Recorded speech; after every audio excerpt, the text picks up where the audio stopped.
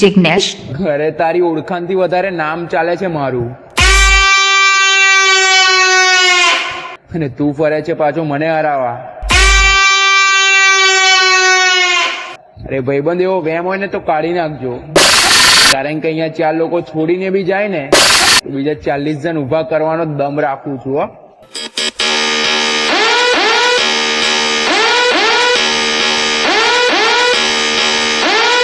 તમે તો તમારી માને જબ્બર ફોર્મમાં આવી ગયા ને. હા, બધા તો બહુ રીસ ચડે. અને લોગોની કિંમત છે એટલે તો બોલીએ છે.